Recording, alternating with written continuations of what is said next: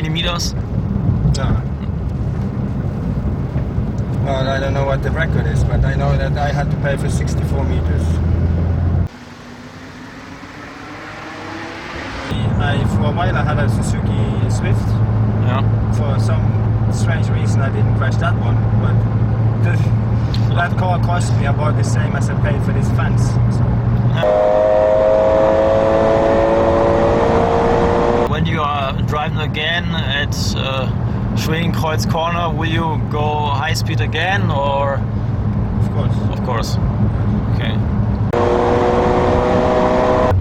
But if you're on the limit and something happens, it could be something as easy as yesterday, a yellow flag. But the yellow flag was at Schwedenkreuz, and if you are pushing over Schwedenkreuz, there's not much room for changing anything. The speed was, according to the log in the car, it was 246 in the GPS log, and that's the fastest point at the track. So this is 20,000 meters, and at the 1 meter where I have the highest speed, this is where I see this yellow flag and I touch the brake. Not push it, but touch it. It's enough, because you have more weight and less weight, and well, the car leaned over to the left, and it was in the fence.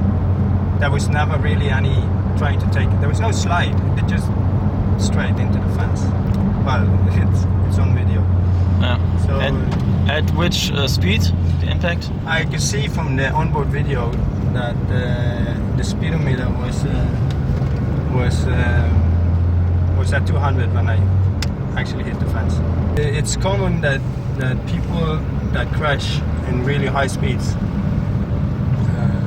break their hand wrists due to when the wheel hits something that hard, the steering wheel will move with it, and sitting like this, you can actually, people break their hand. So it's recommendable to, when there's nothing to do, just pull in and wait till it's all over.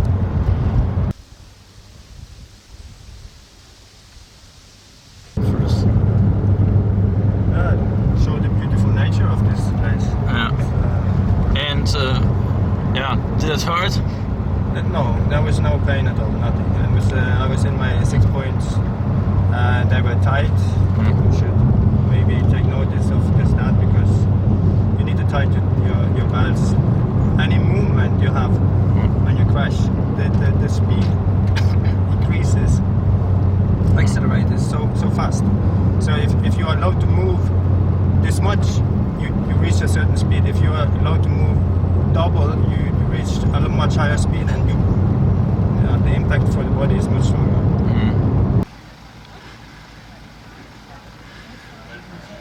And how about the second of the impact, or before the impact? Was it like minutes or hours, or? Nah, it was nothing like that. In the Nürburgring, I think often the most dangerous situation is after the crash and not in the crash. Yeah. That would be the next question, because it's the question. There are only two possibilities: leaving the car or staying inside. Yeah. So now tell me, what were your thoughts at this moment? Now you stopped. Originally, I was planning to stay in the car. I was in a car with a full cage, in a 6 point, with the racing seat bolted to the car. That was the safest place to be in that situation. But then I remember that, the reason why I crashed, or for the situation to occur was the yellow flag. So obviously there is already a yellow flag, and probably just moments after I passed the top, there was a yellow light being lightened, because they always do that after starting a yellow flag zone. So I realized that other drivers were already being warned, and I decided to leave the car. You want to see? video the front. Okay, I'll show you. Oppo. Oh, really, you do? Yeah, but it's still private. Yes. Armco, can you tell us the price? Or is it Yeah, I can tell you. It was 6,200 euros. 6,200 euros? And you had to pay it? Yeah, you have to pay right there. Right there. Okay. And then the tow truck for moving your car? That was 420 more. They had to crane it on, and they wouldn't accept my request to take it directly to the garage, so they took it to their own garage, and then from that garage to my garage. Also some cleaning costs, because there were some... Yeah, but that's included in the 6,000. What have you done at the rest of the day? Did you go to bed, or what have you done? You know, it's the old saying, get back on your horse. I decided just to go back to the garage and get this car. Okay. And, so you took another lap? Yeah. You know, you spend all that money, you should also go driving. I mean, if I have one day that I spend a ton of money, at least I should drive it too. It's kind of makes me feel a little bit better. And it was a really good day, so, and I had some really nice laps in this one. I'm just gonna have to eat that bill and get over it, I guess. Try to be a reasonable person. If you are pushing, if you're on the limit, of course, if something happens, chances are that you might be fine, but you run a higher risk. And if it is one place, you should give 1 or 2 seconds and just, you know, take it a little bit more easy. It is Schwedenkreuz and Flugplatz, no, not Flugplatz, I'm sorry, Fuchsbauer. Yeah. Those two places, you don't win so much of pushing the last 10 kilometers. We were at Mannheimer race, and they said you're lucky that you didn't have a rollover. Yeah. Even. Yeah, I was lucky. No doubt. We were just looking at the car, and